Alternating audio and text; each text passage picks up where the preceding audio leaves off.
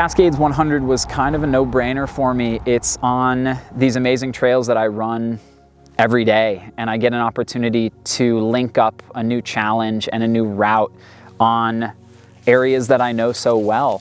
I've been craving this 100-mile distance for a while now, and it feels like it's about time that I jump into the mix and test myself against what that 100-mile distance is. I've covered the 100K distance a number of times, and I've done 125K back in 2018, but it's been a number of years since I've gone over 62 miles.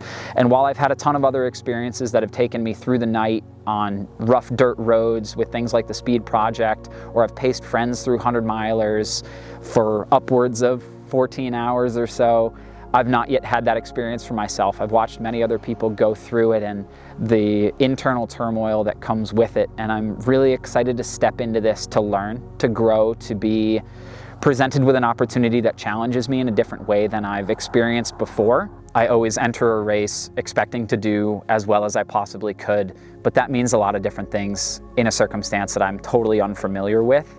Success in this case could mean executing a solid race plan. Success could also mean winning the race and or setting the course record. I absolutely have my sights set that high and think I'm very capable of performing at that level. But success also could just mean executing a solid race plan and finishing this race. Last question is, like, do you feel ready? Do I feel ready? I don't know if in this moment I feel ready, but come Saturday I will be. Was that sick? That was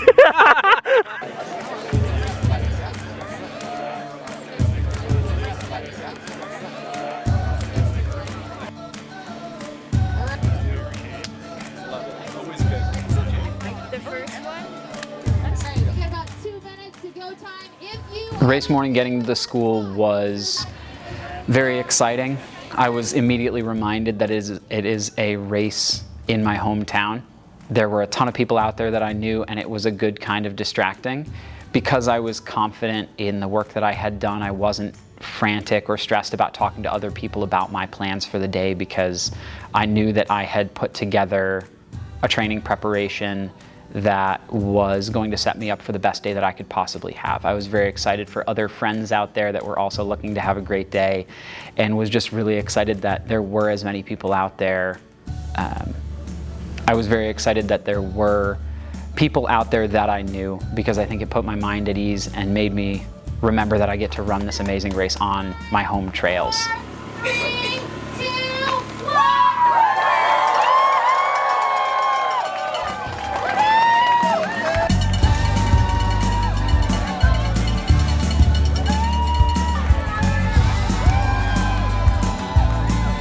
The whole first portion of the course is a long sweeping uphill. It climbs for about 18 miles, pretty steady, pretty consistent. And so one of my big focal points was to maintain a really mellow, even-keeled perspective. One of my mantras as the morning went along was stay asleep, be bored, which is a crazy thing in a trail race, especially a race in general. But I wanted to make sure that I was still staying incredibly relaxed, hiking very early as well, even on climbs that I knew I could run comfortably, just to keep my heart rate really low. There was even a time where I shut my heart rate monitor off altogether so I couldn't see the number on it, because I know how my body feels and I know how it's supposed to feel, and make sure that I was eating and drinking on the way to seeing my mom at mile 26.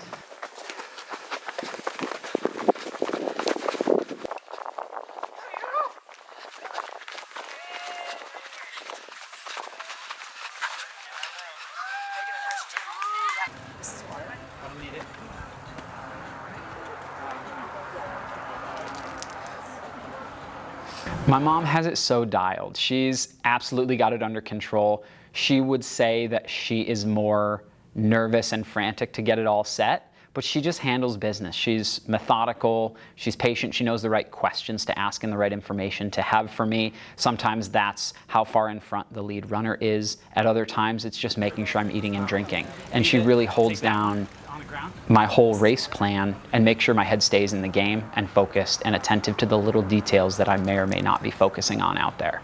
So beneficial to have somebody that knows me both as a person and as a runner out there as well. But she's incredible. have a glove. I had a, that's water still flying. My name is Karen Gale and I'm his mama. My thoughts about Colton doing ultra makes me feel incredibly proud. I think it's wonderfully healthy for him, for both his mind and his body. And it's just a proud feeling, you know, knowing he can take on this challenge and get through it and get around it, no matter how the day goes, and come out feeling good about whatever's happened, whether that means working harder the next time or training differently or succeeding on that day and just taking it all in. Sweet! Enjoying a beautiful day out here, dude. Same here. Good. You guys get some coffee? Yes, sir. A couple of the aid stations in the early miles were indicating to me how far ahead the lead runner was, but it wasn't even something I was asking about. I was still so focused on trying to stay calm and stay asleep and make sure I was eating and getting my fuel in appropriately. When I left the mile 26 aid station, I actually caught a glimpse of that lead runner, who I thought was somewhere between 10 and 15 minutes ahead of me, but it turned out he was leaving the aid station as I was coming into it. And it was really neat to see that my calm, relaxed pace, as under control as it was still towards the front of the race. And I was in second at the time, but I wasn't stressed about positioning. I was just trying to run my race very methodically. It took me about 2 miles then on the next stretch leaving that aid station to catch up to the other runner, and passed with a smile and still felt relaxed. It didn't change my sense of urgency. I still hiked up the next hill. It didn't make me feel frantic or stressed in that, oh my gosh, I'm leading this race and it's my first 100-miler. I was just approaching it with a sense of control and still trying to stay asleep at that point. My turning point was right about the mile 33 aid station, where I did run into in the lead, and I was feeling very happy. As simple as it is, I was just happy to be out there, and I was happy to feel free in the woods.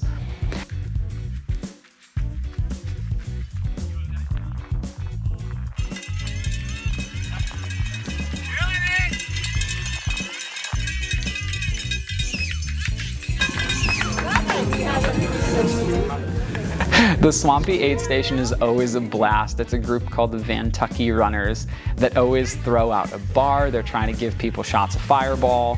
They got a couch out there, a leather couch that I took a nice little sit down on for a minute. They're just having a party, and that's trail culture. It's the best to just go into the woods and have fun with other people that love the sport, that love to be out there. And they're super helpful, and they're in costumes, and they're out there helping you challenge yourself and push yourself. And so they had Cotton Eye Joe playing, so I danced a little bit. And it's just part of the fun. If you're not out there having a blast, you're missing the point. Yes, it's hard and it's a challenge, but gosh, I just want to enjoy the ride. And that's exactly what that aid station allows me to do, is remind ourselves that we need to not take ourselves too seriously while we're doing this amazingly tough thing.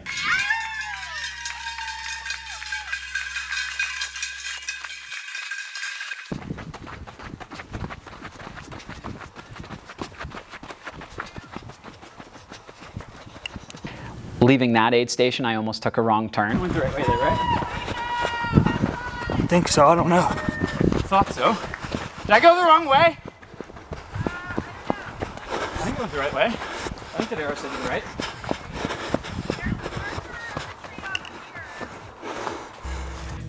And went about 50 yards down the wrong trail because I was just fiddling with my bottles and felt a little bit frazzled and was just very excited for the next stretch. But even turning back onto the right trail, took a couple deep breaths and felt very smooth and relaxed.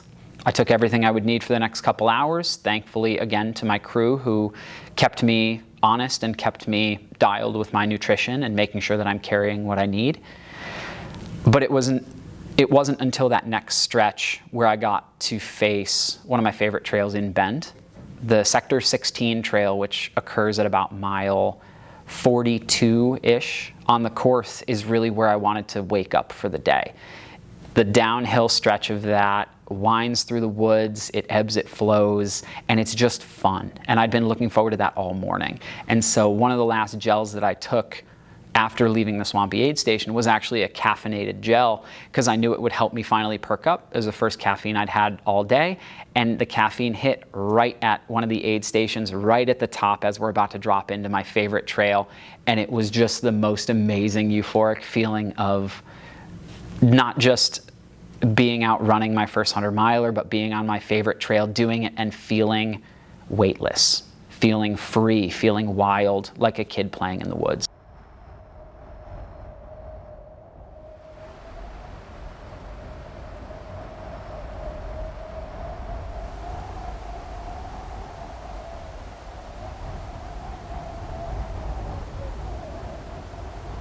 The Skyliners Trail was a really cool mental space for me to be in, because I felt the first time all day some emotions. I felt some ebb and flow with my emotions. I could feel that I was trying to connect with a former version of myself, a younger, feeling free in the woods version of myself, and I really enjoyed being a kid.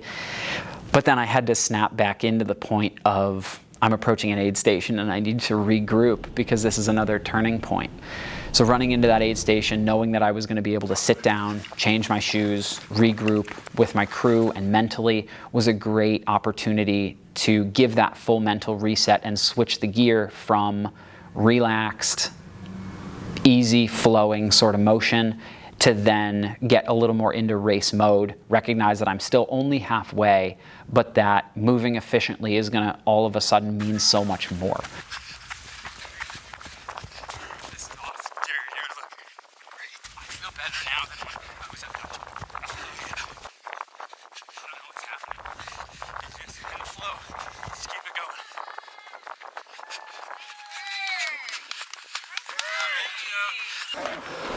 You woke up. Do you know? Oh, it was so fun. No. How's your temps? Good. Okay. Do you know what it is by chance? 50, it was Okay. between 57 and 59. Can we throw my white arm sleeves in the back of the pack? I worry it might be chill. How are you, dude? Good, man. You having a nice day? You know it. Heck yeah. Yeah.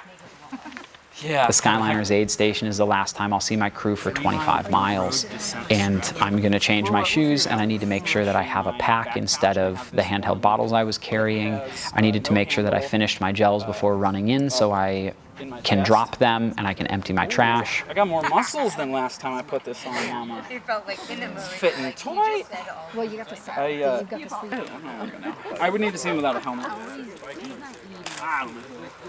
Okay, that's fine. I'm gonna toss it. Headed out of that aid station. I was ready to run because I'd been holding myself back most of the day, and I was ready to charge one of the climbs.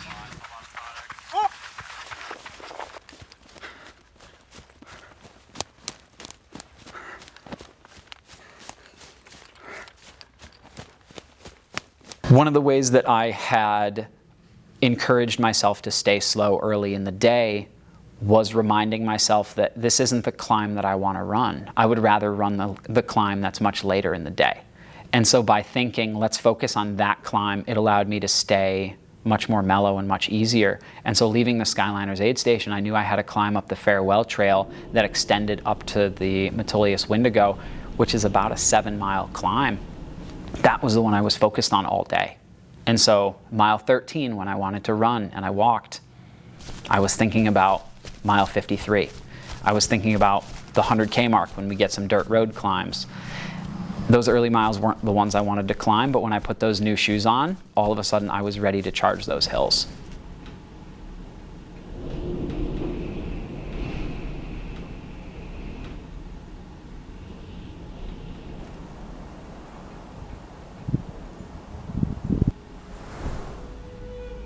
The aid station at mile 73 on Dirt Road 1514 was one of, if not probably my mental lowest point. And I think a lot of that was because I was realizing how hard it was getting and what I was experiencing while I was out there. It was a lot of time alone. I hadn't seen my crew in a while. And so it was 4 hours of digging into my own head, problem solving, and pushing through. And it was just hitting me at that point how far this race was, how much time I still had left, and how much discomfort I was already in. And I couldn't fathom my legs deteriorating at the same rate for that much more distance. It was a little bit of state of frustration that I had potentially botched my pacing. It was a little bit of bewilderment that I had been running as fast as I had been for as long as I had been. I was running so much faster than I thought I was going to be at that point in the day, and my legs still felt okay and bouncy until they didn't. There were absolutely these low points where I couldn't believe I still had a couple more 1,000 feet of climbing to do, that I still had 27 miles to go. I couldn't wrap my mind around how much was still left to go. What was that? I threw up twice at 63 and then once at 70. But at the same time, I still couldn't believe that I was 2 hours ahead of projection at that aid station, ahead of I was probably an hour ahead of my A goal through that aid station. I had planned to take a headlamp at that point, and it was late afternoon. I was nowhere near the darkness. And so I was caught in this crossroads of feeling frustrated that it was painful, even though that's what I wanted, and blown away at the fact that it was going for the most part as well as it could be. All I wanted to do was hang on. And it felt like the finish line was so close, but when I took a step back to think about it, the finish line felt so far away. This is where I'm supposed to be. This is exactly where I'm supposed to be. But I just remembered that I wasn't afraid of how hard something was gonna get. I was encouraged by how much I can overcome. Our deepest fear is that we are powerful beyond measure. Yes. Once I got to here, it stopped. So light, not our darkness that most frightens us.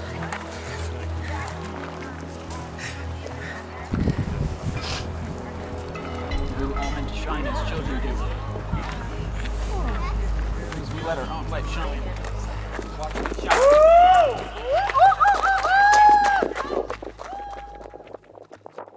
Every time I left an aid station, I was in pretty rough shape. Regrouping, my pack was heavier because I had just gotten fresh water, and so it's this physical burden in addition to the emotional burden of now being back out there alone when it's so comforting to have other people around you. But as soon as I started running, I got back into a rhythm. I would almost lower my expectations because I felt so bad and figure my splits are going to start to slow down. But as soon as I kind of start to trot, the legs came right back almost every time. And I was able to just pick the pace right up. I had left the mile 73 aid station saying that it was probably going to be slowing down quite a bit, expecting the pace to really drag, and then I picked the pace right back up. I somehow pushed along to the mile 80 aid station, sat down there for a couple minutes as well, and just was able to regroup every time I left an aid station, and was able to not just regroup but to run and to suddenly rebuild this sense of belief in myself that I had had earlier in the day, that maybe this isn't just possible, but maybe something really, really special could happen out here today. Colton's growth has come from, number one, maturity, that in itself, and experience, which, practice and experience teaches all of us, how we want to move forward in it. And, learning what works for him, what doesn't work for him. And that might change from year to year, from season to season, from race to race.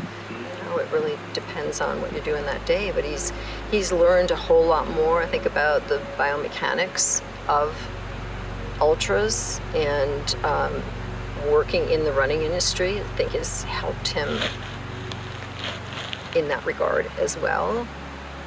But it's his own research and his own trial and error and his own development that really shows through and shines through as he improves. Every time I got into this flow state, I found myself just dancing between the rocks.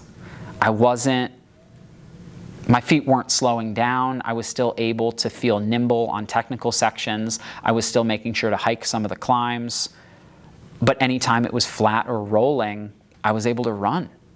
He started doing this, coming off cross country in high school and every other running opportunity he had for the fun of it, for the fun and the workouts and the exercise.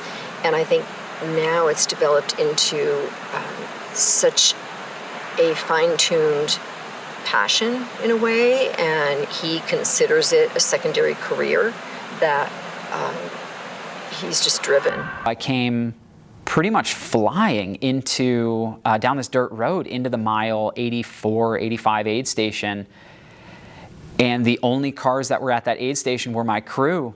And I came running into the aid station workers weren't ready for me, and I saw the towel and the chairs set up for my crew, but nobody was around. To, really, am I hearing him? Sorry. No, it's okay. Wait.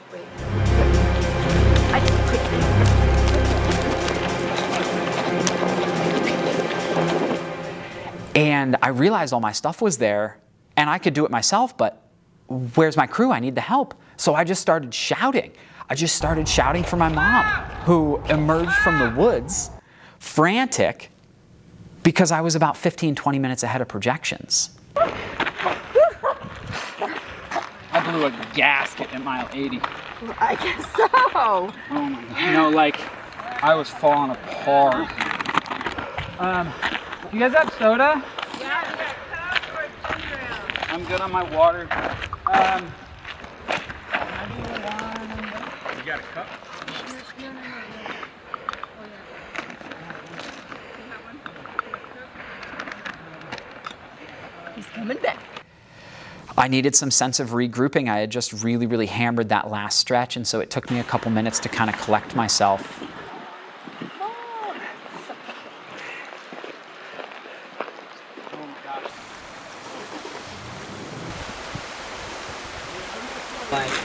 Just absolutely grooving, absolutely flying, and then it just washes away. I was going to remind you about your music. I'm glad you remembered. Yeah. And you do have to pay attention, kind of this section. Have you been on this section? No. Yeah. That's it. Of the trail? That was a great shape. Oh my gosh.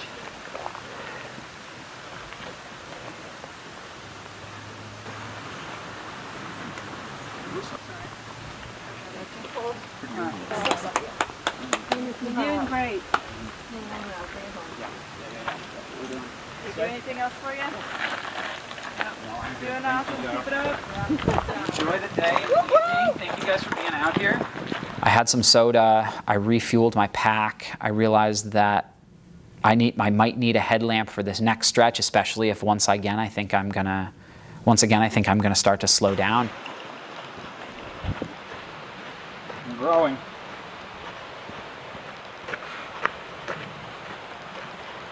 Just hit a wall. But here we are, doing it. But as soon as I walked out of the aid station, I started moving my feet a little bit, I started shuffling, and I got my head into a place where I could start to trot a little bit. And sure enough, the legs came right back around. And I was able to just kind of keep rolling on that beautiful single track. I finally put on some music, and it got me into a really funny state where I realized in that moment that the music was probably from 2015. I hadn't listened to that iPod in years, and I didn't even listen to it before the race. I just kind of plugged it in and said, I know it's going to be hype up music from a decade ago. Let's see what happens. And it was a blast. I just started laughing every time a new song would come up because it would give me a flashback to a time in my life or a workout or a run or something like this that gave me these happy feelings. And I was transported into another place.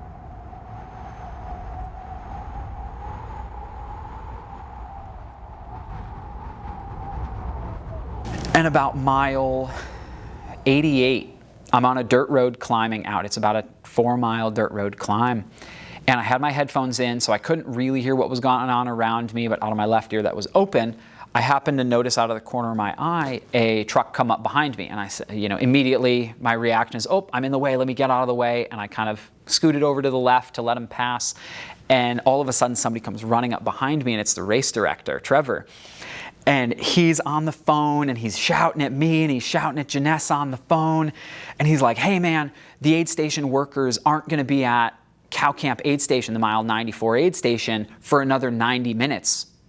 You're going to beat them there. What are you going to need? And I was like, what do you mean what I'm going to need? I'm still 7-8 miles away. How am I, what? This is the weirdest thing. I've never beat aid station workers to an aid station. And he's freaking out on the phone. We need to get some people out there. We need to get some soda out there. He's going to need this and that. And he's shouting, man, he's storming up this climb, up this dirt road. He's charging. And I was like, I do still feel good. And I looked at my watch and I was like, yeah, I only have like 12 miles left of this. I was like, I can do that in 2 hours maybe. I'm running so well. Even if I slow down a little bit, I can do 2 hours. And suddenly I realized that I was about 13 hours in. I could break 15 hours in this if I just held it together. There's times when I'm out on a run and I get into that flow state. Maybe I'm caffeinated, maybe I've been running downhill for a while, and we get this runner's high, this sense of amazement and this heightened sense of self-worth and awareness. And I'll go to these interesting places about envisioning I'm the kid in the race chasing down the leader and leading the race, or I'm gonna win and make the last play of the game, or any of this.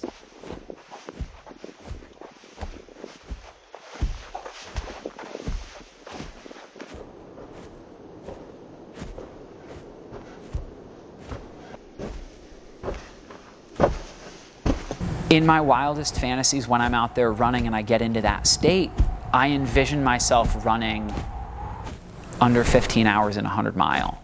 That's what that dream looks like for me. And I think that's the first time throughout the day that I truly believed in the fact that this is how this was going to end, that I was still going to run my way to the finish. All day I was like, well, this is going to end eventually. I'm going to cramp. I'm going to fall apart. I'm going to slow off pace. My body's not going to be ready for this. And it hasn't happened. And so in that moment, I remember telling Trevor, I'm going to go under 15 hours. I'm shooting for sub 15. And he's on the phone. He's going to try and go under 15. And I was like laughing to myself because it didn't make sense. Because I don't view myself that way. It was something that was unfolding better than I could have ever imagined, and that I literally had dreamed about.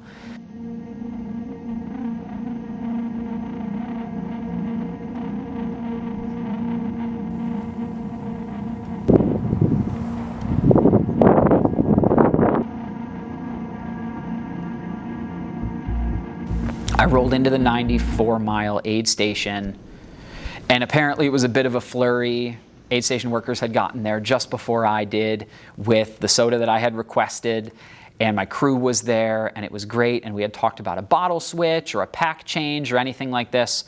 And doing math in my head, I realized I just had to go.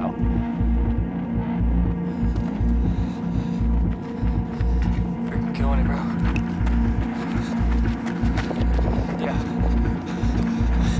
Yeah, hug the side of this fence. Oh, between the fence and this horse thing.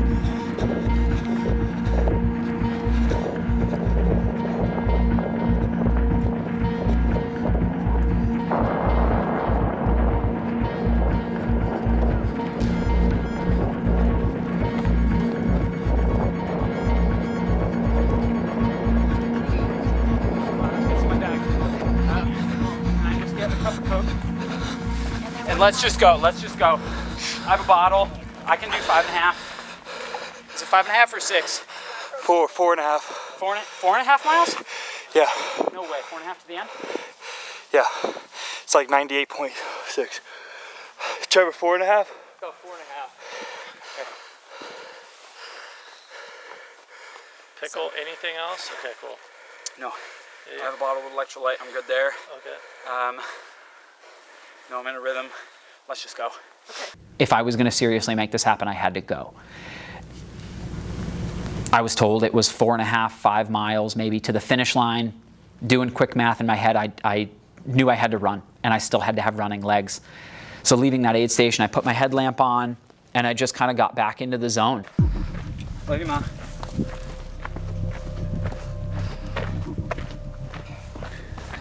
Hell yeah, dude. Let's get under 15. We're gonna do it. Here you are. We're gonna get under 15.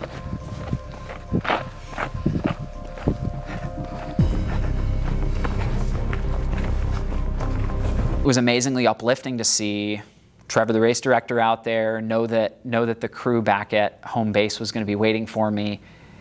And it was fantastic to see my crew with some more positive words of encouragement that pushed me right along.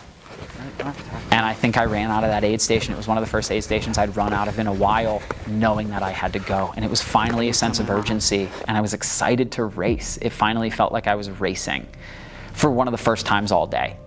I knew I was going fast, but it finally felt like I was charging with a purpose.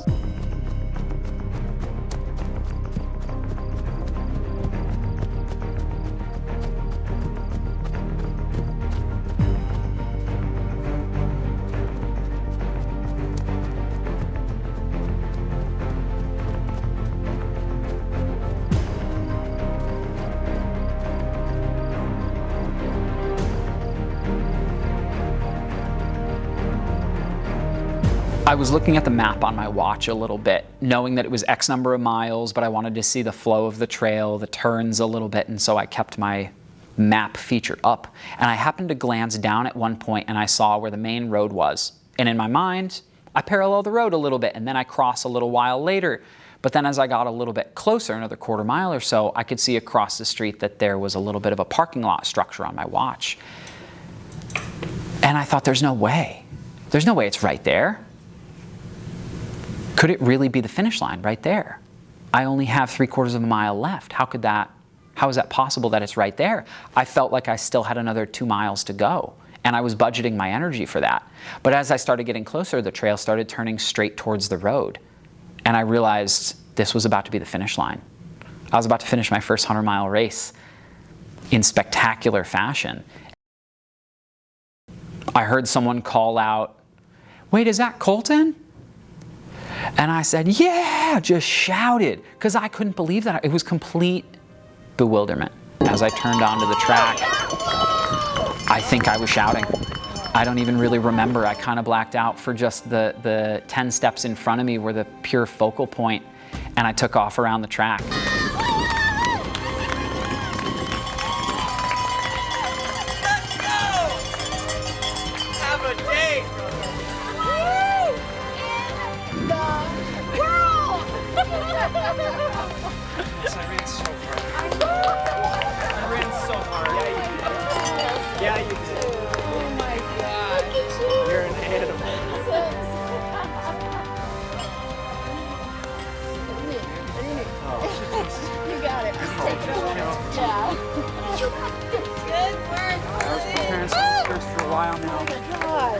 I was just trying to go I 16, 20 feet. Was clapping as I came across the finish line because that's all I could think to do.